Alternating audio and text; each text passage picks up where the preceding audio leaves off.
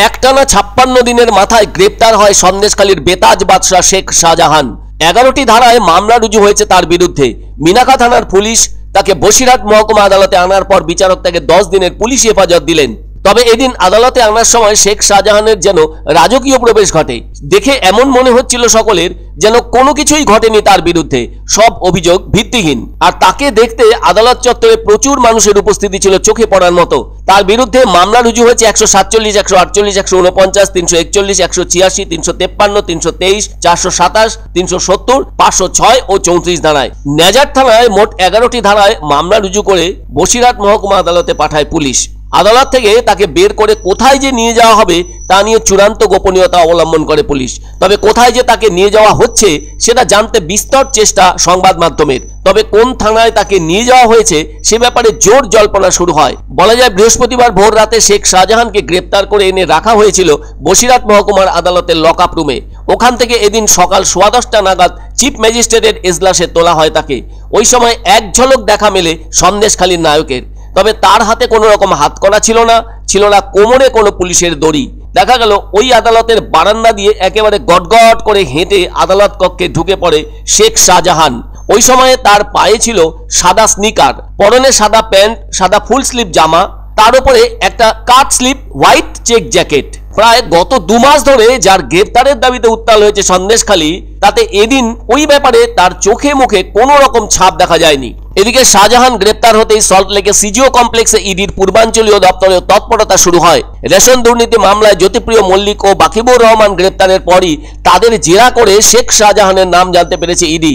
সেজন্য 5ই জানুয়ারি সকালে সন্দেশখালীতে তার বাড়িতে অভিযান চালিয়েছিলেন ইডির আধিকারিকেরা। সেই খবর ছড়িয়ে পড়তেই কয়েক হাজার মানুষ ঘিরে ধরেছিল ইডির আধিকারিকদের, যার ফলে উন্মত্ত জনতার হাতে প্রহৃত হয়েছিলেন ইডির আধিকারিকরা। সুতরাং ওই দিন তল্লাশি বন্ধ রেখে এলাকা ছাড়তে হয়েছিল ইডির আধিকারিকদের। আর ওই ঘটনার পর থেকেই বেপাত্তা হয়ে যায় সন্দেশখালীর কিংপিন শেখ শাহজাহান।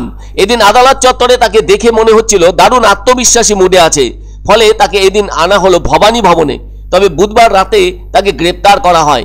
এদিন অবশ্য আদালত চত্বরে প্রবেশের সময় হাত নেড়ে কাউকে কিছু বোঝানোর চেষ্টা করছিল শেখ শাহজাহান। এদিন আদালতে এজলাসের ভেতরে সন্দেশখালীর বাহুবলী নেতা ছিল বড় জোর 10 থেকে 15 সেকেন্ড। তাকে রাজ্য পুলিশের হাতে গ্রেপ্তার হওয়ার পরও যথেষ্ট আত্মবিশ্বাসী দেখা যাচ্ছিল।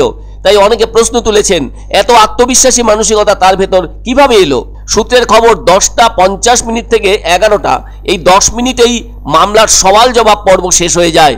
পুলিশ 14 দিনের হেফাজত চাইলেও বিচারক সেক্ষেত্রে 10 দিনের পুলিশি হেফাজত মঞ্জুর করেছেন। 14 দিনের চেয়েছিলেন কিন্তু 10 দিনের অ্যালাউ হয়েছে। সেটা এই মুহূর্তে আমরা বলতে পারবো না, এটা পুলিশের ব্যাপার, এটা আমাদের কোনো ব্যাপার না। কোর্টে যেটা নিয়ে এসছে সেটা আমরা বলছি। আর একটা মামলায় ওকে সোন অ্যারেস্টের পেয়ার দিয়েছিল, সেটাও অ্যালাউ হয়েছে। 353 আছে, অনেক সেকশন আছে, 147, 148, 353, অনেক ধারা আছে, 307। আমি অভিজিৎ বিশ্বাস, শেখ সাবির এবং এই মামলার মূল যিনি আইনজীবী ছিলেন রাজা ভৌমিক। 14 দিন পিসি চেয়েছিল পুলিশের তরফ থেকে, সেটা 10 দিন অ্যালাউ হয়েছে। আর নেজার 8-এ সোন অ্যারেস্টের পেয়ার ছিল, সেটাও অ্যালাউ হয়েছে। আর যেটা পিসি অ্যালাউ হয়েছিল সেটা আমরা 41D-তে একটা পিটিশন দিয়েছিলাম, যাতে করে ইন প্রেজেন্স অফ অ্যাডভোকেট তার ইন্টারোগেশনটা হয়, সেটা কোর্ট অ্যালাউ করেছে। ইডি কোনো পেয়ার আজকে ছিল না। রাজ্য সরকার তরফ থেকে যেটা ছিল, নেজার PS থেকে যেটা ছিল সেই অনুযায়ী 14 দিনের পিসি ছিল।